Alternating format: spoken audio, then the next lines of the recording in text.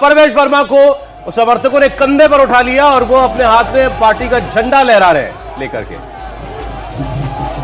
परवेश वर्मा ने बहुत बड़ा चुनाव जीता है ये। और ये तस्वीरें जो आप देख रहे हैं ये अमित शाह से मुलाकात करके जब बाहर आए हैं परवेश वर्मा, उसके बाद की तस्वीरें हैं ये।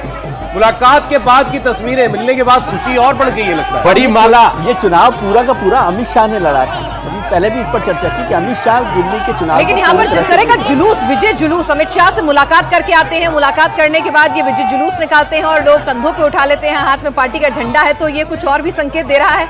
और ये तो अभी संकेत करना हमारी कोशिश है, लेकिन माला बड़े वाली है, छोटी नहीं। वो मोटी माला जो नेता के लिए आती है, जिसको उठाने के लिए 12 लोग चाहिए होते हैं, वो वाली माला है। तो इस तरह की माला यहां दिखाई दे रही है, तो समझ सकते हैं कि कार्यकर्ताओं में जोश है, कंधे पर उठा लिया है। होता है और यही लोकतंत्र का रंग है कि जो जीता उसे कंधे पे, और जो पटका। इतनी बड़ी जीत है। केजरीवाल को हराया भाई, जो व्यक्ति पूरे देश की राजनीति बदलने जैसा दिख रहा था, कोई सामान्य व्यक्ति तो नहीं था केजरीवाल का। ठीक है, आज उनकी कमियों पर हम लोग चर्चा करेंगे और खूब हमला करेंगे। दिल्ली का हुआ है, लेकिन कमाल की राजनीति अरविंद केजरीवाल ने की थी। मुश्किल बस ये कि जो उन्होंने किया, कुछ दिन के बाद कहे कि ये करने की जरूरत नहीं, जनता तो यूं ही जुटा देती। लेकिन एक बात बस यही किया उन्होंने। एक ब्लाइंड फेथ था कि भाई बिजली पानी फ्री है, उससे ज्यादा कुछ करना नहीं है। ये वाला जब नैरेटिव होगा उसके बाद मैं कुछ करूं, कोई कुछ पूछने वाला नहीं।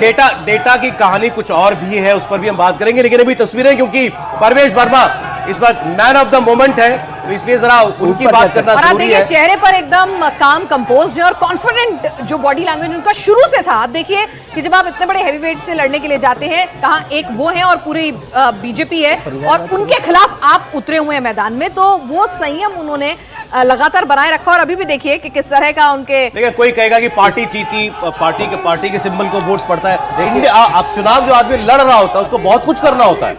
मोदी जी के सच्चे सिपाही है, शायद यही बता रहे हैं। मैं हाथ में देखना चाहूंगी कि हाँ, मोदी जी की तस्वीर है, तो बता रहे हैं कि मोदी जी के सच्चे सिपाही है, मेरी नहीं, मोदी जी की जीत है। तो पार्टी के डिसिप्लिन कार्यकर्ता भी हैं। आम आदमी पार्टी को वोट मिला है, वो भी कम वोट नहीं है, 42% के करीब। सर, मैं उसी पर आना चाहता हूं एक बार जरा पहले, लेकिन ये बात हम लोग कर रहे थे। वो पूरा पोस्टर दिया जा रहा था जिसमें कमल का चिन्ह था, उनका नाम था, उसको हटाते हुए सिर्फ मोदी जी का चेहरा हाथ में ले लिया है, बाकी पोस्टर हटा दिए।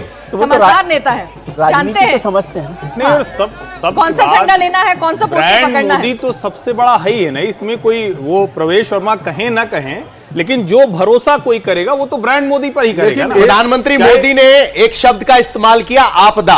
अभी तक कोई टैग आम आदमी पार्टी पर नहीं चिपका था, लेकिन वो टैग ऐसा चिपका, पूरे चुनाव में पीछा छुड़ाना मुश्किल हो गया आम आदमी पार्टी को। वो इंपैक्ट चेंजिंग डायलॉग से की बात है पवन की, आप नरेंद्र मोदी ने अपनी पूरी पॉलिटिकल कैपिटल लगाई सामने, कहा कि मैं आपके सारे वादे पूरे करूंगा, आपकी हर मुश्किल में मैं आपके साथ खड़ा रहूंगा, अतिरिक्त समय दूंगा, मैं अतिरिक्त समय दूंगा। और जब महिला वोट की बात आई कि केजरीवाल ने 40 लाख फॉर्म भरवा लिया महिलाओं से, महिला वोट उधर जा रहा है, प्रधानमंत्री ने एक रैली में कहा 8 मार्च को आपके खाते में पैसा आ जाएगा।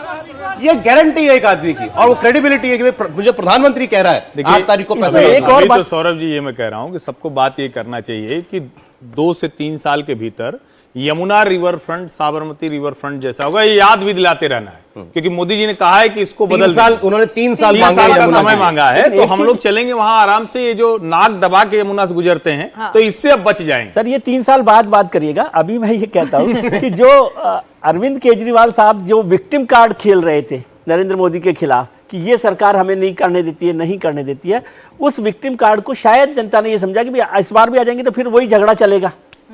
तो बेहतर है कि एक ही पार्टी की। आप तो दिल्ली के निवासी हैं, आप सोच के देखिए ना कि भाई एक वोटर को कितनी हताशा महसूस होती होगी। हाँ, तो वही ना, तो वो हताशा भी है, और ये तो है कि जो वादे उन्होंने किए उनको नहीं पूरा किया, और जो राजनीति वो लेकर आए, उससे भी मिडिल क्लास का जो वोट है वो खासतौर से उनकी उस राजनीति से निराश हुआ। लेकिन सर, जो बात हम लोग कह रहे थे केजरीवाल मॉडल ध्वस्त हो गया या केजरीवाल राइट ऑफ बिल्कुल खत्म हो गया, 43% वोट मिला है सर। बीजेपी को 46.5% वोट है, तो इनको 43% वोट, 43.5% वोट मिला हुआ है। ये 54% से 43 पर आ गए, इनका 11% कम हो गया।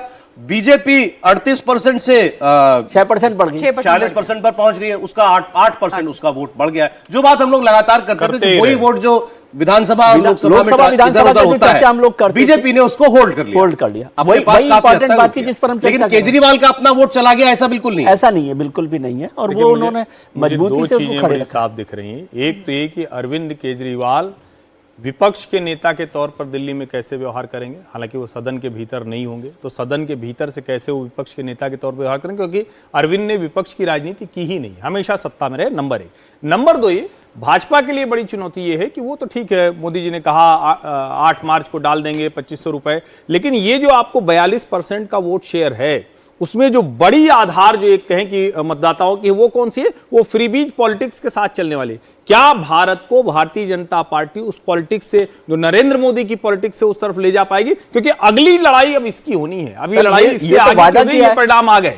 ये तो वादा किया था, 3 बड़े वादे हैं सर, भी नहीं खत्म हो सकते। बीजेपी ने वादा किया था कि हम उनको चालू रखेंगे। 3 बड़े वादे हैं जो मतलब प्रधानमंत्री नरेंद्र मोदी ने कमिट किए थे, जिसमें कहा था कि 500 रुपए में सिलेंडर देंगे हम, हर गर्भवती महिलाओं को 21,000 रुपए देंगे, और पहली कैबिनेट में आयुष्मान उनसे मैं पूछना चाह रहा आयुष्मान योजना पहली कैबिनेट के अंदर हम लागू करेंगे। तो ये बड़ी योजना है जो मतलब अब पार्टी को डिलीवर करना पड़ेगी। 500 रुपए में सिलेंडर देना हर परिवार को, और ये भी 21 रुपए में गर्भवती महिलाओं को देना, आयुष्मान तो जिम्मेदारी भी बढ़ी है। 5 रुपए में भोजन देना, अटल अन्न कैंटीन खोलेंगे। हाँ, 5 रुपए में भोजन देना, ये उन्होंने कहा था कि बहुत तत्काल शुरू कर देंगे हम। लेकिन ये एड ऑन था, इसके साथ ये भी कहा गया था कि कमी नहीं होने वाली। ये दिल्ली में एक बजट नहीं भूलना चाहिए, दिल्ली सरप्लस बजट स्टेट था, उसको अब डेफिसिट तक आया था, रेवेन्यू डेफिसिट तक आया था। तो अब 70,000 करोड़ से बजट कितना रहने वाला है वो सब देखना होगा। लेकिन मोदी जी ने वादा किया है कि फ्री बिजली पानी बंद नहीं होगा, नहीं, अब तो बजट बढ़ा और यही डराने की कोशिश में। इसमें मैं आपको एक बड़ी रोचक बात बता दूं, शीला जी जब मुख्यमंत्री थी 90% वाटर बिल सब्सिडाइज था, 90%। बस शीला जी उसको उस तरह से प्रचार करके अपने पक्ष में नहीं रख पाई। और ज्यादातर देश में जो पानी मिलता है वो बहुत न्यूनतम पैसे पे मिलता है, उसका बिल आपको पता ही नहीं चलता। इस आदमी ने उसको भुना लिया। ठीक है, अपनी राजनीति करने का तरीका, अरविंद जी ने कमाल की राजनीति कर दी। अच्छा, विपक्षी खेमे में, इंडिया ब्लॉक में अब क्या हलचल होगी अरविंद केजरीवाल की हार के बाद? नहीं, कम से कम कांग्रेस का संकट कोई बढ़ेगा नहीं। यदि अरविंद केजरीवाल जीत जाते आज, तो फिर एक संकट बढ़ सकता था इंडिया ब्लॉक का। अब वो संकट नहीं होगा। अरविंद जी को अपने आप को थोड़ा सा अरविंद केजरीवाल की खुद की पार्टी का क्या होगा, उनकी खुद की पार्टी का क्या होगा? देखिए, अब 23 मतलब अगर इसी को ट्रेंड आगे नतीजे बताए, 23 एक तो बीजेपी को जरूरत नहीं है, खुद हार चुके हैं। नहीं, जरूरत नहीं है, लेकिन आप देखिए खुद हार चुके हैं। आ गया है ना। गुजरात में आम आदमी पार्टी के 5 एमएलए थे, एक ने पार्टी छोड़ दी लोकसभा चुनाव के पहले, भी 4 एमएलए थे।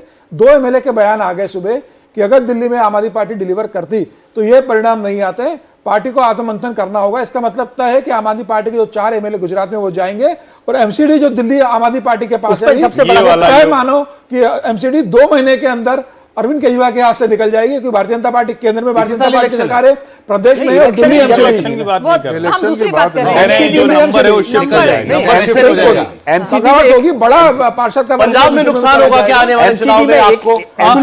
ये अच्छा नहीं, ये जो सौरभ जी ने सवाल पूछा ना, दिल्ली में पंजाबी मतदाता जिन 28 सीटों पर 10% से अधिक हैं, 19 से अधिक भारतीय जनता पार्टी जीतती दिख रही है। 4 जिन सीटों पर 10% से अधिक सिख मतदाता हैं, 3 भाजपा जीत चुकी है। और जाहिर है कि अभी जब पूरे नंबर आएंगे तो ये दिखेगा, लेकिन ये भी एक बड़ा संकेत है पंजाबी और सिख मतदाताओं।